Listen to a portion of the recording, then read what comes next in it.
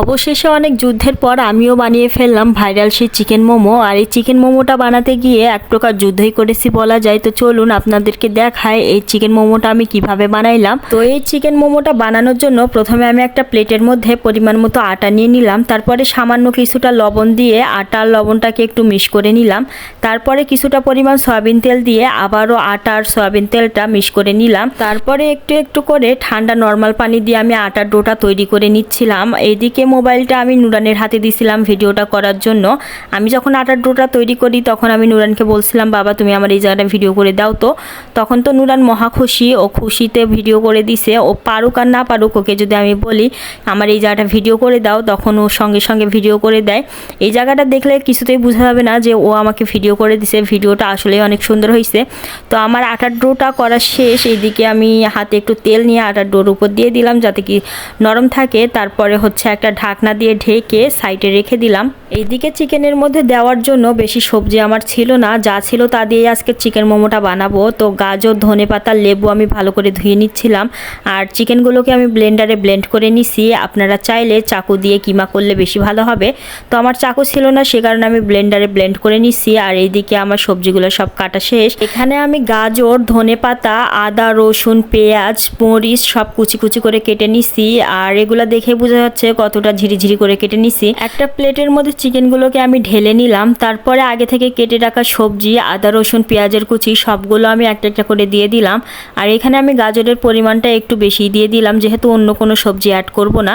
তারপরে ধনেপাতা দিয়ে এক টুকরো লেবু নিয়ে লেবুর রস এখানে আমি চিপড়ে দিয়ে দিলাম। লেবুর রস দিলে এখানে মাংসের কাঁচা গন্ধটা থাকবে না। তারপরে 2 চামচের মতো টমেটোর সস দিয়ে দিলাম আর 2 চামচের মতো সয়া সস দিয়ে দিলাম। আমি তো এগুলোর মধ্যে লবণ দিতে ভুলে গেছিলাম। তারপরে স্বাদ মতো লবণ দিয়ে দিলাম। এখন আমি এগুলো সবগুলো হাত দিয়ে মেরিনেট করে নিব। তো সবগুলো এক জায়গায় আমি হাত দিয়ে মেরিনেট করে নিচ্ছিলাম। আমার মেরিনেট করা হয়ে গেছে। এখন আমি এগুলো এক সাইডে ঢাকনা দিয়ে একটা ঢেকে রেখে দিব যাতে মাছি না বসে। ইদানিং অনেক মাছির উৎপাত বেড়ে গেছে, মাছির জ্বালাতে টিকতে পারতেছি না। তো সবাই সব সময় চেষ্টা করবেন খাবার ঢেকে রাখার, কারণ খাবার ঢেকে না রাখলে মাছি বসলে পরে জীবাণু হয়ে যাবে। খাবারগুলো খেলে আমাদের পেট খারাপ হতে পারে। তারপরে আমি একটা রুটি বানা পিড়ার বেলুন নিয়ে নিলাম। অনেকে এটাকে অনেক নামেই বলে, আমরা আমাদের ভাষায় পিড়া বেলুন বলি। তারপরে আটার যে ডোটা বানিয়ে রাখছিলাম সেখান থেকে অর্ধেক ডো নিয়ে আমি এখানে একটা বড় সাইজের রুটি বানাই নিলাম পাতলা করে।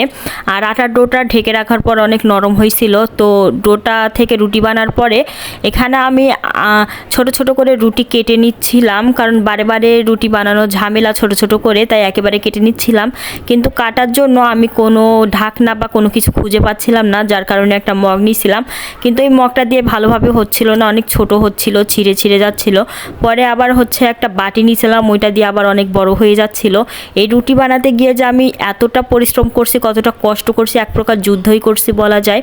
তো রুটি পরে আমি না পারে ছোট ছোট করে আমি রুটি বানাইছি হাত দিয়ে। দেন তারপরে ছোট ছোট রুটিগুলা বানার পর এখানে আমি মাংসের কিমাগুলা দিয়ে নিয়ে মোমোর মতন করে শেপ দেওয়ার চেষ্টা করতেছিলাম, কিন্তু পারতেছিলাম না, যেহেতু ফার্স্ট টাইম করতেছিলি।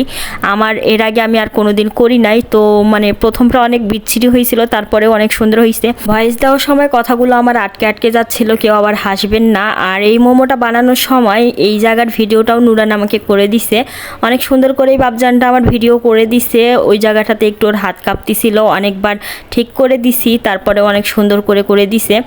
কিন্তু মোমো তো বানা হয়ে গেল। এখন মোমোটা ভাপ দেওয়ার জন্য এমন কিছু নাই আমার বাড়িতে যে আমি ভাপ দিব।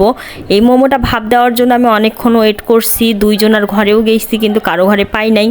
দেন তারপরে ঠিক করলাম আমার একটা প্লাস্টিকের মানে ঝুড়ি আছে, ওইটাতে আমি সেঁক দিব। অনেক ভয় ভয় করে জালিটার মধ্যে আমি একটু তেল ব্রাশ করে নিলাম। তারপরে ফুটন্ত পানির উপরে আমি দিয়ে দিলাম। প্রথমে তো অনেক ভয় লাগতেছিল, ভয় ভয় করে মোমোগুলো আমি জালিটার উপর দিয়ে দিলাম। তারপরে একটা ঢাকনা দিয়ে ঢেকে দিলাম।